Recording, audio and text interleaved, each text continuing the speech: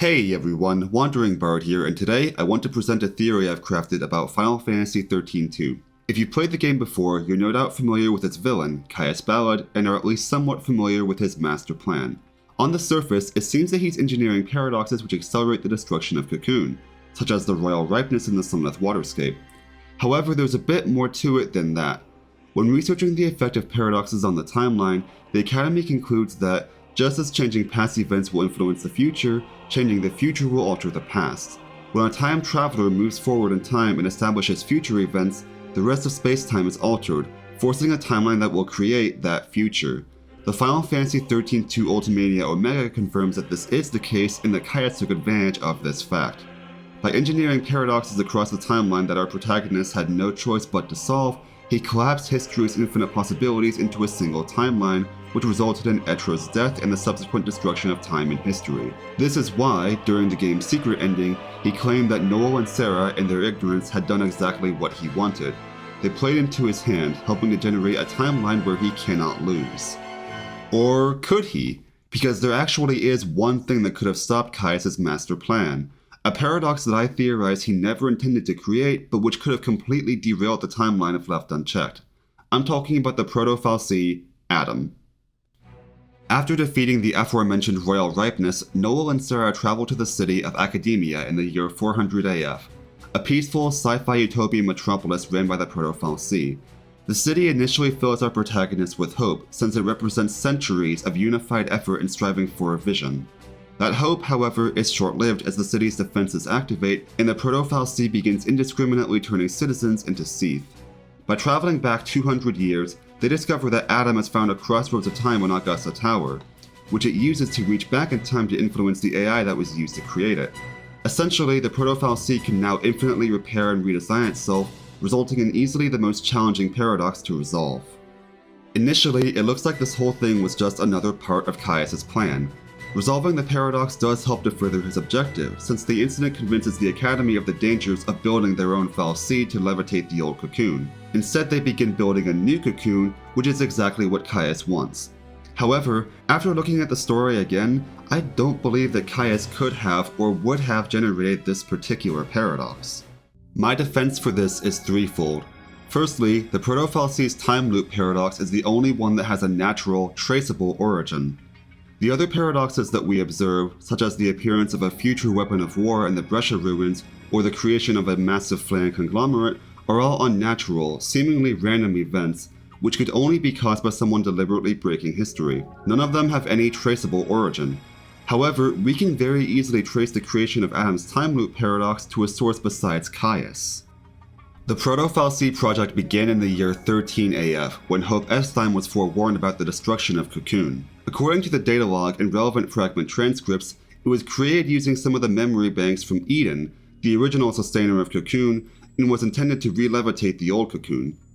However, it reached a conflict of interest with its creators and took advantage of a crossroads of time in Augusta Tower. Using this crossroads, it influenced the AI that created it and redesigned itself, causing a closed-loop chicken and egg paradox, albeit one with a traceable origin. It also used the AI to murder its creators and make duplicates of the Academy scientists to cover up the event. By the time our protagonists encounter it in Augusta Tower, it is a full-strength fal'Cie, ruling the Academy in secret and bent on re-establishing fal'Cie dominance over humanity. The only oddity in any of this is how on earth the crossroads of time in Augusta Tower came to be. We don't have the answer to this in any of the lore, so it's possible that Caius put one there deliberately. However, this leads to my second defense, which is that there was no event in either the original timeline or the corrupted timeline for Caius to engineer this time loop with. All the other major paradoxes in this game are related to events that actually did occur in the original timeline. For example, the eclipse that we observe in the year 10 AF actually did happen. Noel references an event in the year 200 AF when the fal'Cie Fenrir caused a solar eclipse. A paradox in Erba Village 200 AF has displaced Fenrir in time, resulting in the strange events that we observe in Yasha's Massif. Likewise, the War Machine Atlas is another one referenced by Noel in describing how his ruined timeline came to be. The weapon just happened to have been displaced to the year 5 AF. There is no such event for Caius to use here to generate a paradox because the proto-fal'Cie project was only conceived when humanity had warning about Cocoon's destruction. In the original timeline, humanity had no such warning. They only realized that something was wrong when the pillar was trembling, about to collapse, and by then it was too late. The paradoxes created by Caius changed none of this. All they did was speed up the process by use of a royal ripeness. Only when Sarah and Noel began traveling through time and resolving paradoxes did humanity have any warning about what would happen and begin making preparations. It's possible that Caius could have guessed that they would create the Proto-FFXIII, but unlikely, seeing how, in his timeline, humanity was not unified in how they wanted to address the calamity. Some people did want to revive the FFXIII to avert the destruction, but others were afraid to, and the debate escalated into the civil war that created war machines like Atlas. So, it's unlikely that Caius could have predicted the creation of the Proto-FFXIII, and without an actual event to draw from, it would have been a crutchshoot as to where to introduce the time loop. This leaves us with two possibilities. Either Caius is still meddling in history throughout the game, creating new paradoxes even as we resolve previous ones, or else the Proto-FFXIII was never supposed to exist in his plans. We do see that Caius is manipulating events behind the scenes, as he does reach out to Alyssa Zidell in her dreams, swaying her to his side once things are moving in the direction that he wants. So it is possible that, once humanity had warning about the destruction of Cocoon, he could have created the time loop for Adam. However, there's still one more problem, which is that Caius' entire plan revolved around our heroes being able to resolve the paradoxes, and the time loop employed by the Proto-FFXIII was almost impossible to resolve. Since it could reach backward in time to heal and redesign itself, Adam's power was essentially limitless, as it literally could not die. Sarah only resolved the paradox by coming up with the most unconventional solution possible, screaming at Hope for creating the FFXIII, and then hoping that Yule would record the event in an Oracle drive, and also hoping that Hope would see it. It's unclear whether Caius would have realized that the paradox could be resolved in this way, and even if he had, he would have been gambling on Sarah being just as smart or as desperate as he is. The more likely outcome would be what we observe in the test subject's paradox ending, the FFXIII enslaving Sarah and Noel's minds and using them to assist in the Eden Restoration Project. Caius doesn't seem like someone who would leave his plans up to chance, so it's unlikely that he would take such a risk. More likely, the time loop was simply a natural consequence of how the timeline was altered as Sarah and Noel resolved paradoxes. The crossroads of time in Augusta Tower could have been there already, or else it was an unintended consequence of the space-time distortions Caius had already induced in the timeline. There are many other small disturbances up and down the timeline that aren't part of the main story, and it's unlikely that Caius deliberately caused them all, since they don't affect his plans in any way. The time nexus in Augusta was likely one of those, and the Proto-FFXIII simply used this to his advantage. Now the real question still remains. If the time loop hadn't been resolved, could Adam have stopped Caius' plan? Well, the game implies that Adam is powerful enough to subjugate Caius. When we reach Academia in 400 AF, we meet a version of Caius which is later revealed by Yule to be a fake.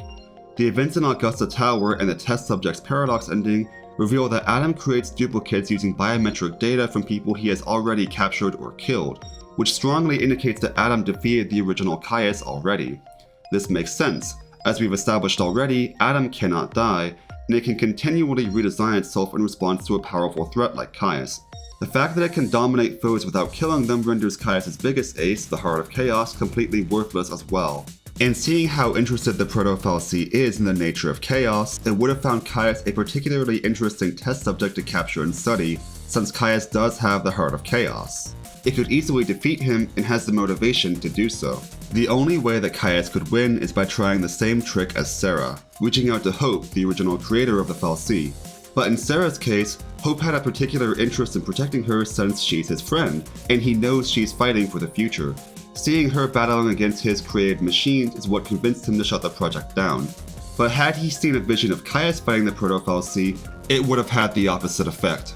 Hope knows that Caius is the one destroying the future, so seeing him struggle against the Proto-FFXIII would have encouraged Hope to create it instead. Nor could Caius have traveled backward in time to murder Hope to stop the paradox, since that would derail his plans also by changing the timeline. So ultimately, yes, Adam is the one being in the universe that could have stopped Caius' plans. It is worth noting, however, that humanity would have been much worse off if this had indeed happened. The Proto-FFXIII is cold and calculating, intent on re-establishing FFXIII control and totally subjugating the human race. It's willing to kill people, wipe their memories, or turn them into seeds if they oppose it, and it can create duplicates whose only mission in life is to serve it.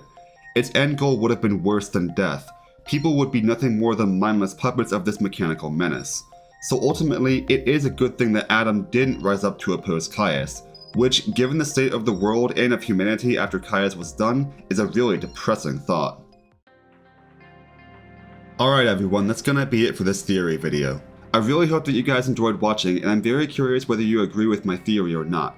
Do you believe that Adam was an intentional paradox, or that he could have stopped Caius' masterful plans? Let me know down in the comments, and please hit the like button and subscribe to the channel if you enjoyed this video and want to see more like them. Hope I'll see you next time. Have a good one.